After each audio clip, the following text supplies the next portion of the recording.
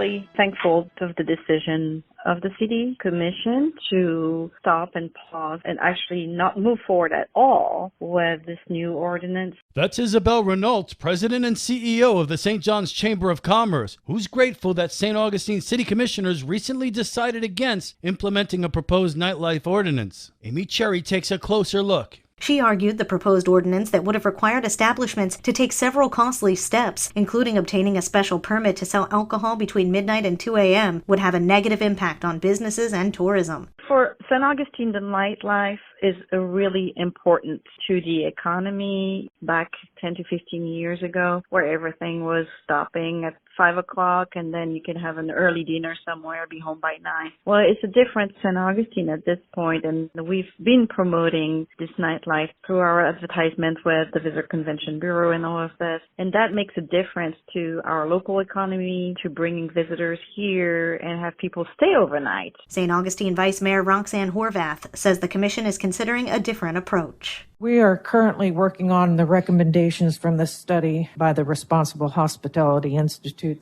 the additional lighting, the additional trash cans, the pickup and rideshare locations. That's all going to help. Renault also prefers the recommendations of the Responsible Hospitality Institute. With St. Augustine's local morning news, I'm Amy Cherry.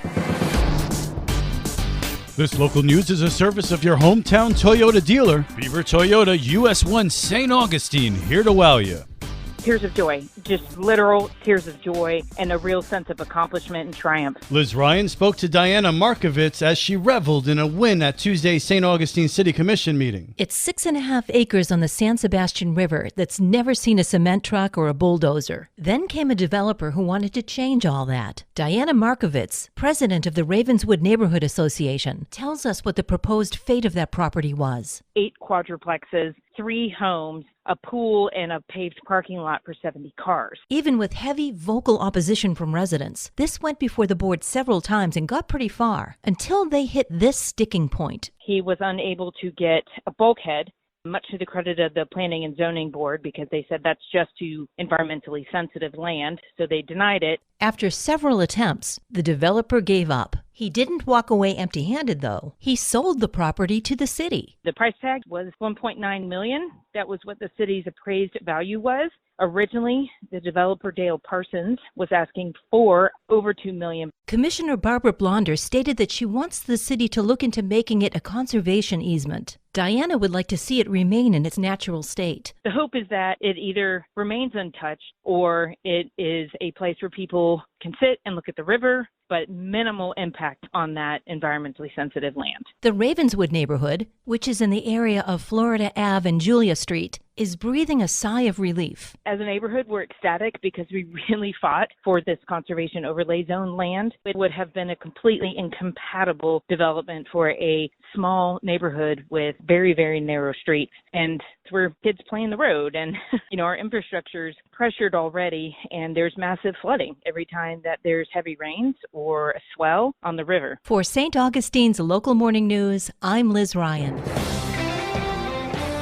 Music and Art by the Sea is back again tonight. Music and Art by the Sea is scheduled for this evening and features a weekly art show and the option to purchase dinner from a local food truck, all on beautiful St. Augustine Beach at St. Johns County Ocean Pier.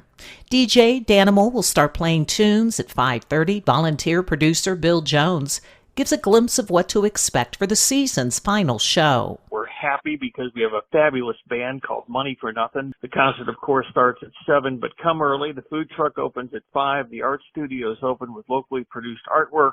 And, of course, the band takes the stage at 7, the ice meal cooler stage, and they play 4 decades of rock and roll. He says that includes the Beatles and current music, too. For St. Augustine's Local Morning News, I'm Karen Johnson.